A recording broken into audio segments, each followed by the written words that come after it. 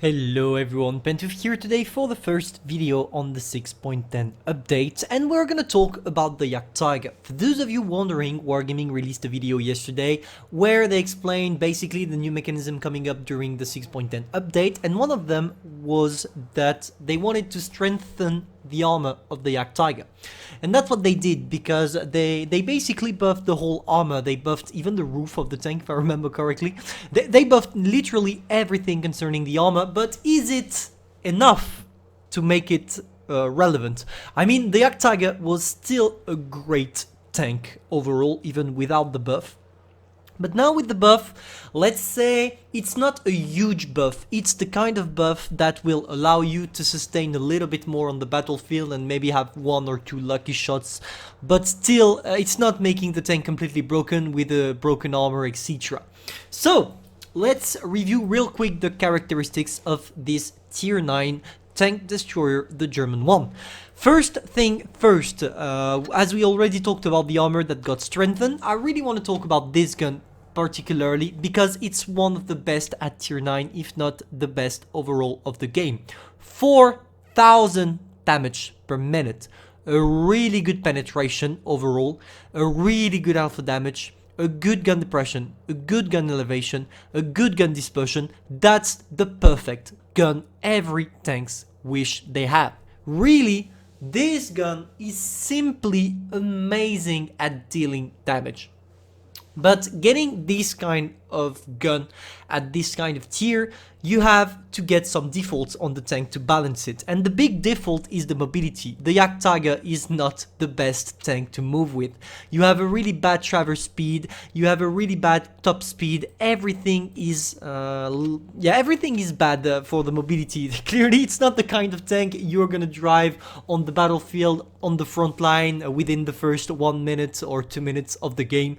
You will be slow, you will need your team, you're extremely team dependent because of that mobility that sucks. Once you're alone against 1 or 2 players, especially if they are playing mediums, you are gonna get destroyed. So overall, that's pretty much what you have to know about the Jagdtiger. For the rest, if we sum up, you have an amazing gun, a bad mobility, and a good armor. But I really want to talk once again about the armor, because even if Wargaming strengthened the armor of the tank, it's still bad regarding gold shells. Everybody is going to go through it with gold shells, especially, as you can see, the top of the tank is not really angled. Therefore, if you load a hit on an APCR, especially if you're a tier 10, you're going to go through like butter. So it's important to know how to use this tank, because if you want to bounce things, you're gonna have to angle it, like it's the case for pretty much every single German tank of the tech tree. I would recommend if you can hide the lower part, because clearly that's the big weak spot. If you can show only the top of the tank, angling it like this would be a good idea if you can hide this part here. If you can't hide this part, you're gonna get penetrated quite easily, because the side armor of the Jagdtiger is quite weak. Overall, if you're an average player, the best thing I can tell you is to stay in front of your opponent, hiding the lower part of the hull. That's all you need to do. And maybe wiggle a little bit if people are trying to shoot at you, because your gun mantlet is extremely strong, therefore nothing is gonna go through that. That's my advices concerning the tank. After, regarding provisions, I'm going with the same as always: chocolate, protective kit, and improved fuel. For the ammunition, I'm not taking a lot of HEs, because simply it's really rare to use them with this kind of tank, so I would rather go for more APCR and AP that are gonna be more effective. And finally, for the equipments, I go for the gun rammer, because as tank destroyer I already have enough penetration. After, I go for the enhanced gun laying drive, because my gun dispersion is already great, and to strengthen the gun dispersion again and again, I go for the refined gun to be able to snapshot sometimes, etc. After, for the vitality, I go for the defense system. I don't know why I had improved modules, but no, I go for the defense system because you're not gonna ram anybody because you're slow. After, I go for the improved assembly and not the enhanced armor, but you could actually go for the enhanced armor right now regarding the buff Wargaming did on the tank, but I would rather go for the improved assembly, because even if you go for the strengthened armor, 4% is not gonna protect you from any shells from tier 8s or tier 9s using gold. That's why I go for this one. I would rather have more HPs, it's more effective. and the toolbox. Finally, for the specialization, I could go for the camonette if you camp with the tank, but I'm not. As I'm not camping, I go for improved optics, but I would advise you to go for the camonette.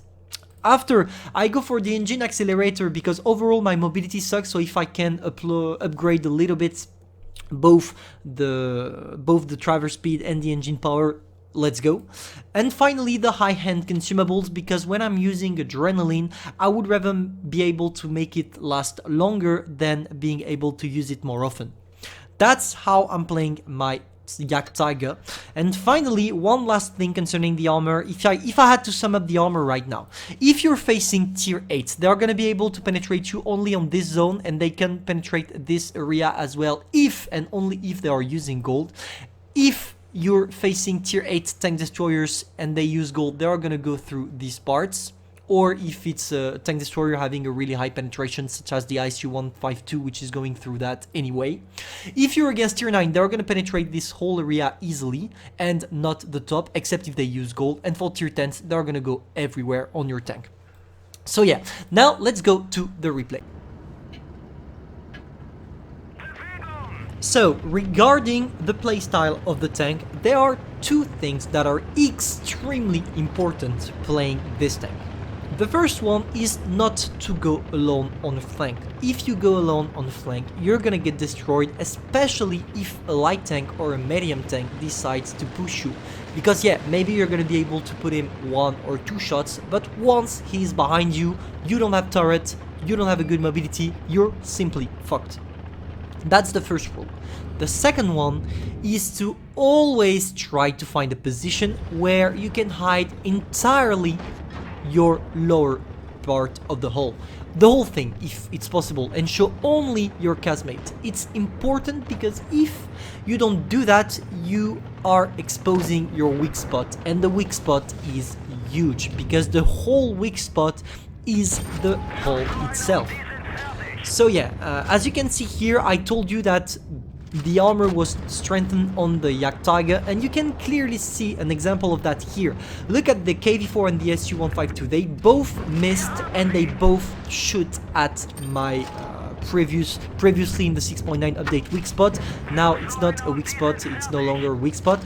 And I think the buff is a really nice touch. It makes the Jagdtiger great again. And I think Wargaming is doing that, especially because these tanks, the Jagdtiger, the Panther 2, the Panther, the Tiger 1, the Tiger 2, these tanks are iconic of World War II, and players love them, not only for their playstyle but also for the historical factor making them loved. And that's why probably Wargaming is trying to make them great again. And I think it's a cool thing because here, for example, for the Jagdtiger buff, it was not really necessary to buff it. I mean, the tank armor was quite weak regarding its capabilities during World War II, but at least here, the major thing is that it's not a broken buff.